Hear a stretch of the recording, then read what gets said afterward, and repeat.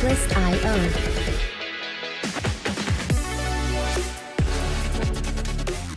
Hello everyone and welcome to the latest episode of You Deserve Fresh Lettuce. I am your co-host Rachel. And I'm Delia. And in this episode we're going to be talking about Comparison is the death of joy. Don't forget to follow us on social media across all platforms at YDFL Podcast. You can also listen to us on your favorite podcast platform or ask Alexa to play your next episode. Also, we are also on YouTube and we're trying to grow our following. So just remember that you can not only listen to us, but you can actually see us. We're in a new set compared to our first and second season. So third season's a little different. And if you do like our content, go ahead and hit subscribe, like, follow, share with 3 friends is what I like to say. Sharing is caring. And thank you to the people that are listening in over 25 countries. Listen to the YDFL podcast. Thank you. We love you. Don't forget to head on over to any of our social medias. Drop a comment. Let us know where you listen from. Exactly. All right, let's get into it. So, comparison is the death of joy. Yes. Listen, there's so many ways we can slice this apple here. I know. Okay? I think first and foremost, one of the things that we see because we're single women, we obviously associate with, other single women and stuff like that. And what seems to happen is when you are dating a guy or whatever and it doesn't work out and he moves on or whatever, there tends to be this thing of like either looking at his ex, looking at his past, when you're with him, and then when you're not with him, looking at the next one that comes in. Yeah. And doing this mental checklist of like, oh, but look at her. Like, she's not that pretty. Look at her cheeks. Look at her this. Or she's just skinny. That's my favorite. Yeah, she's not fit. She's just skinny. Yes, you gotta love that one. And I think for that particular statement, I think that is a moment in time where, it's either you come from like a broken part of your life where you're like comparing yourself to the next person and, without realizing like you're freaking amazing yourself. Like you don't need to compare yourself to anybody. And not to mention, I think that, the accessibility that we have to everyone around the world, by the way, is just at your fingertips away and just knowing their name and last name or even like their social media handle. And you can find out just about anything about what they're doing. And oftentimes, obviously, I always say like, you're always going to be posting the highlights of your life. And nobody wants to follow you if you're bashing your ex and you're crying on camera, because every once in a while you'll get that. Rough. And, I'm very sensitive and I in my own right and want to like tell someone like it's going to be okay. But after a while, you're like, dude, like seriously, turn off the camera, get your ass, get to church, pray. Like there's no need for you to be doing that. But a lot of the time we sit there and we think, well, what's wrong with me? This person's on her second marriage. This person's on her third marriage. This person maybe got engaged after 6 months. Maybe you're in a relationship 7 years deep and the guy's like, I gave you the ring to shut you up, but guess what? It's like it's like a question mark date and you're going to sit there and question your entire life over it. And I think a lot of the time you have no idea like what someone's going through, and there should be no reason why you should compare yourself, whether you have a lot of money, you don't have a lot of money, you don't have the best car, not the best body, not the best look. Like, don't compare yourself to anyone. Be the best version of yourself. And that's so hard sometimes. It is hard to do, and we've even seen women that were involved with the man, got the ring, got married, have the kids and everything, and they're still looking at the ex-wife or the ex whatever. And you and I even said, we're like, gosh, did they not realize? Did she not realize she won? You won. Like, you won. Enjoy it. Enjoy the moments with him. Enjoy the ride. You don't got to post a certain thing so that the ex can see it and know that, like, oh, he's better off. No, like, do not let that have real estate for free in your mind. Because let me tell you, it's like a cancer. It's a corrosion in your mind. And there's no need to even have that energy at all about someone else. And especially because it's making you do it about yourself. Yeah, because you're comparing.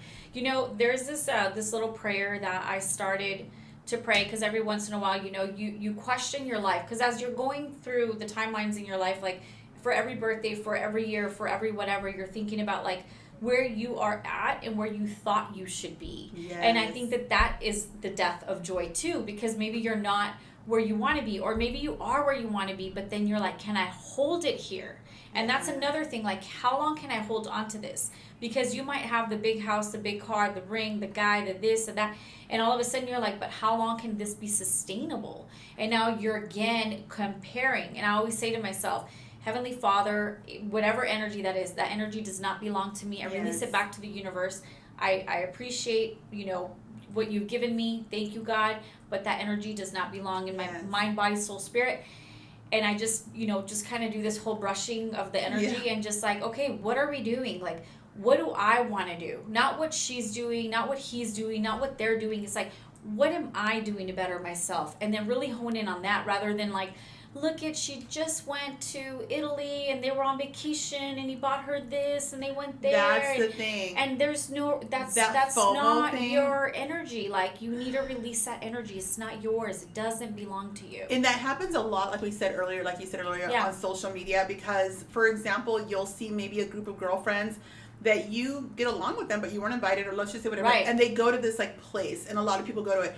Now you saw that on social, so now you're talking to your girl group or whatever, and you're like, oh, we should go here, we should do this, and it's almost like, what is that energy? Right. Then the other thing is, like, if he took off, your ex took off and went here or there or whatever, now you're thinking, I need to take off because, like, God forbid, I'm going to be sitting at home doing nothing. We talked about this. Right. But now you got to go and you got to do the next thing. And it's like, not really one-upping, but just to show that, like, you're not just sitting there doing nothing, and what you're doing is it's all motivated by comparisons. Right. It's not motivated by what you want to do. Like, you saw maybe he went to a concert and you're like, I always wanted to see that particular artist. Well, the minute he gets to whatever city nearby, well, I'm going to go and I'm going to show him that I can get front row seats and I don't need a man. I can do it myself. Or sometimes, maybe it's a friend that, the husband's always taking her to these events and you're like, looking at your lump of the log and saying like, how come you don't do this for me? And I think it's that comparison. You're always comparing yourself, and at the end of the day, like, I promise you have no idea what that looks like when that door closes, those front door or whatever it is that they're doing. You don't know what that looks like. They could be paying a big price, right? If he cheats on her, if he beats her, you don't know if they're in debt. Maybe they're like $50,000 deep in credit card debt to try to like sustain that look of like, oh, look at me, I just went to whatever and bought Christian Louboutins and spent 3 G's, and it's this whole thing. And I think it has to do with the cancer starts with our phone, and it starts with what we see and the social media, and it's the story you tell yourself, by the way. 1,000. It's the story you tell yourself. 1,000%. I know for me personally, what I try to do that's really helped me over the years, because the line of work that I've always been in is media, and it's very high profile, but it's very much about the aesthetic and about this and about the lifestyle or status or whatever, and it's really unfortunate. So for me, I've had a lot of practice in those environments so that I don't get sucked into that. Right. Because it's so easy to look in the mirror and go, oh my gosh, I'm not light enough, I'm not skinny enough, I'm not this enough, I'm not that enough. So one of the things that helps me even today is I sit there and I just lean into gratitude, because I've learned that literally, like, sadness and bitterness and resentful and jealousy cannot live in the same room. You can't. As gratitude. No. It just cannot. It's just like oil and what is it? Oil and vinegar, as they say. Yeah, you'll mix them up a little bit and they'll be together for a little bit, but then, boop, there goes the difference. They seeps up. So I literally will sit there and say, if I see someone achieving something that I hope to achieve one day, I say, oh my God, God, thank you for showing me what's possible. If I see a woman that met a man and she seems so happy and now she's getting married and maybe she's over the age of 40 and whatever the situation is and she's finally doing it, I don't sit there going, ugh, yeah, she only waited this long, or yeah, he's just doing that because he might as well, it's cheaper to keep her, or whatever. Or because I just say he has money or whatever. I lean into gratitude on their behalf. So I even have like third-party gratitude, like, thank you, God, that he did that for her. I know it's going to make her so happy. Yeah. So I really try to just project gratitude in silence. I'm not like in their face doing it, but I'm very much, I've learned the power of gratitude, and I've learned that it cannot live in the same place as FOMO or anything. I just kind of go, ooh, that would be nice to do that. In my time, when my work is done or when this is, I know I'll get to go. Yeah. I know I'll have my moment. I think more than the FOMO, I think it's the inspiration, right? It's one thing to have FOMO, and it's another thing to be inspired by, to say, that would be awesome. Like, oh, that looks like such a cool place to go. Like, one day I would love to go there, but it wouldn't be that I'm going to try to book the next trip just to show him or show her, like, oh, you want to see, I'm going to go ahead and rent the yachts and the helicopters just to show you up. It can't be about that. It has to be something that you want genuinely, and it has to do with what you want to fulfill in your life, not because that person's watching you or that person's watching you or you're watching someone else's stories. You know, and I think that one of the things that for you guys to relate and understand, one of the ways that it manifests is that when you're comparing yourself is that it robs you of the present. They say that, that today is a gift. That's why it's called the present. And it robs you of that. Let's just say you are a fitness person. Galia, you work out religiously. Your sister, you come from a family of people that really believe in it. There's a lot of people that they're just like, okay, I'm going to go to the gym. I'm going to do da-da-da-da-da, right? But if you go to the gym, you're a size whatever, you're not overweight, you go to the gym and everything, but now you're like, oh, but her legs, look at that, her glutes, look at that, her arms, like, look at mine are noodles, oh my God, I don't have abs. Like, if you're doing that, you are not in the moment having gratitude for the youngest you're ever going to be is today. It might be the thinnest. The mobility. You don't even know that this might be the thinnest you'll ever be because hormones and life happens. You just don't know health-wise. I rebuke it, but that's what it is. And like you said, you don't know, like I fell down the stairs in my house and broke my leg, and it showed me, oh my God, I need to get stronger. This is horrible. And so you never know what is ahead. So it's better to just enjoy this moment. And by the way, in relationships, I remember the last year of my marriage was so tough. Like everything in me knew this is coming to an end. It's over. Yeah, like, you see it. It's like the storm's coming. The Titanic is taking on water. Like you just know.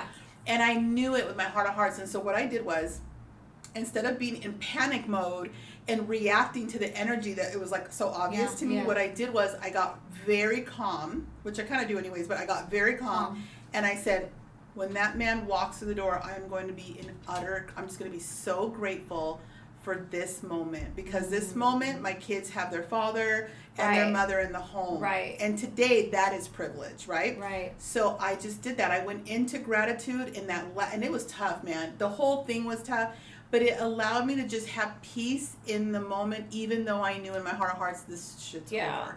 And half the time, by the way, going back to what you're saying, half the time when someone's actually going to get divorced, if you talk to them, they knew 2-3 years out. They're like, we were trying to hold on because of the kids, because of that, because of this, because of that. And so I knew I knew like the minute you walked down, years. Like the minute you walked down the aisle, you're like, Dios mío, I was crying. But I shouldn't be doing this, Dios mío, but I'm gonna do it anyway because everybody's here and I can't back out of the wedding. No, I totally get that because, you know, I have a similar experience to you. But either way, though, I think what's most important isn't what you did or didn't do, isn't what you did in the past. Because I always say past tense is nonsense. And that is really true. Like, it's good to look back and say, man, I've come a long way. And I promise you, like, the present, like you said, is a gift because past tense is nonsense. And tomorrow is obviously, as we all know, as cliche as it sounds, we don't know what tomorrow brings. And so this could be the day that you're most mobile. This could be the day that you're most healthy. This could be the day that is the best day of your life without you realizing it and not having to go back in time and comparing yourself to the neighbor, to the friend, to the this. And you're like, she's just so lucky. It's like, you are lucky too. But you have to be in the state of gratitude, just like Rachel said. The attitude is gratitude, another big ass cliche, but it's so true. Like, you have to be so grateful for everything you have and you're doing and how you show up for yourself. It's even like in friendships, you know, I used to, when I was really young, like in my teens and 20s, it was like friendships were like life and death. It was like, we're going to be friends forever. And it was this whole thing. And then life happens, you know, they get married or my career took off or whatever the situation is. Like if I saw them today, I'd be like, oh my God, huge hug. But what ends up happening is I've learned over time that as people even enter my life, I've sat there and said, I don't know how long this is going to be this good. I'm just going to enjoy this amazing person that I view as amazing right now. Right now, they view me as amazing. No one's perfect. They're going to see my BS and might not like it. I'm going to see their BS and might not like it. But it's about being in the moment and being like, this is good now. And now looking so far ahead or so far back. And so often as a relationship show, you're in your relationship or your marriage specifically, and you see things ahead. You already are like, oh my God, if he's doing this, it must mean this. And if that's going to happen, I got to start thinking about this. And now you're just not even in the moment right now. You're not living. And if you allow yourself to be in the moment of your marriage, you might actually change the trajectory just 1 degree. There's a book called Turning the Ship Around, and it's literally about a sailor, a captain of a huge ship, and he talks about that 1 degree shift. Yeah. And that actually creates this whole entire miles down the road trajectory change that could put you in a totally different position. Yeah. And so if you could just be present and not compare yourself to the next door neighbor girl with the little shorts watering the lawn. Okay, Miss Parker? Yeah. Okay. Okay, Miss Parker? Okay, Miss Parker? Don't do that. Yeah. Okay, you gained 20 pounds. Yeah. That's okay. What do you want to do about it today? Yeah. You know what I mean? Do you need like medical help? Do you know what I mean? Like just start thinking in those terms. Your husband and you, there's energy, there's tension. That's the ring. That's the ring around your finger. That's life. Love will come, it will go. Joy will come, it will go. You have to just sit there and say, is this person operating in a way that I can no longer deal with? Yeah. Even still, as you're making your little plans and plotting your little exit, you can enjoy the moment to the best of your ability. Person, yeah, it's so true. I mean, I think at the end of the day, I understand that even if you're living this moment, you're still having the goals for tomorrow, right? Because, as we're still here on earth, like we still have to plan for tomorrow. And it would be silly to just be like, well, I just got to enjoy this moment without actually having a game plan. Of course, there has to be a game plan on what you're planning to do here the next month. But there are people that live so far in the future that they do not see their kids today. They don't see themselves today. They're not truly in the moment. They're literally going, when I get the house, when I get the car, when I get the money, I'm gonna be happy. They're like they're living way over there. Instead of like, you can plan, but be here. Right. And I think a lot of the time when you think that, okay, if I get this, I'm gonna be happy, then you get it, you're like, I'm happy, but like I thought I'd be different. Like it'd be more happy. The goal, yeah. And then you're like, okay, but it's kind of like the rainbow, it right? Does, yeah. It's like a rainbow. It's like you see it, and you're like, okay, I'm almost there. And then once you get to you're like, you thought you got to the rainbow, it moves on you because it's not even real. And so I get it. Like we all have goals, dreams, and aspirations to become and do and whatever. But I think at the end of the day, like you just have to be very appreciative of the journey and not really think about anybody else's journey. Everyone's journey is different, and the day that they got to Earth, they have their own storyline on how they got to Earth, and then when they die, they will have their own storyline. So you cannot compare yourself to whatever your storyline is, whatever your purpose is, whatever it is that you're doing in this lifetime to get to what you need to do, because there's a purpose for you to be here on Earth. Do not compare yourself to someone else's purpose, reason, journey, path, whatever it is. You just have to be very mindful of who you are, what you're doing, and what you're about. And very grateful for where you are, because gratitude, like we talked about, is powerful. But so in my marriage, he was a different kind of person, and one of the things, and when him and I have talked about it, like over the years, it's like there were moments where, like, I would have a show on MTV that I watched. I didn't watch it. I just happened to come across it, called, like, My Sweet 16. Oh, yeah. And it was this very exaggerated view of very wealthy children that were having their 16th like Puff birthday. Daddy and, all these different artists. And they would drop, like, 150 grand, 200 grand, or on up, right? Yeah. So one day this show is on, and I'm like, wow, that's super awesome. Yeah. Like, hashtag goals for that little girl or whatever. Yeah. No big deal, right? I didn't think anything of it. I go upstairs like a couple hours later because I'm cleaning up or whatever. I go upstairs and I see, my husband on the edge of the bed, and he's looking out the window, and he's so down. And now I don't know. I'm thinking he got like a phone call, bad news. Like, what did I miss, right? The dog died. So it turned out got sick. that seeing a teenager living a life beyond anything that he believed he could achieve as a 30-something-year-old man spun him into utter depression. Damn. Instead of inspiration, okay? Wow. And I was like, what? I thought he was kidding, so I actually laughed, which was not the best thing to do. But I'm sharing that little tidbit, not that he would appreciate me doing that, but I'm sharing that part because that happens too. And with social media, you're looking at people's lives, like Delia said, they're the highlights of people's lives. And you're missing out on what is around you today because you're comparing yourself to them. You got a new car, and you're like, oh my God, I love my new car. It might be the Hyundai, whatever. There's a really pretty one. Could be pre-owned, doesn't matter. Whatever. And you're like, oh my God, to you it's new. You're so excited. You reached your goal, whatever and it was. up come the wraith. And then, or here comes, the neighbor girl, and she got her Range Rover, she got her G-Wagon, or whatever it might be, a Mercedes, or something like that that you see in the suburbs. And now you're like, oh, I can't even be happy about this. It's good, but it's not that good. I recently heard this, and it really made me change. I mean, I think I have a pretty good perspective on life. At least I'd like to believe that about myself, and I'm very grateful for all the things that happen. I question some of the things because I've been through some things, and I'm like, why? But I'm like, all right, it's part of the story. Just stick to the storyline, But I heard this recently, and I really loved it. This girl was giving a message that her mom said, through your eyes, always look at everything, no matter where you are, even if it's the norm, the mundane thing, look at it as if you're a tourist. Aww. Because when you're out in a different country, you're so overstimulated by the streets and the little house with the color and the way that people live. And then, you come out of your normality, your thought processes to be like, I wonder what it'd be like to live here. And it's this whole synergy, right? And so the lady said that her mom said, always live life as if you're a tourist. I love that. And you're just like walking through life, even if it's your day-to-day, where like us, we work here in this building and we come up to the 4th floor and we do whatever we do.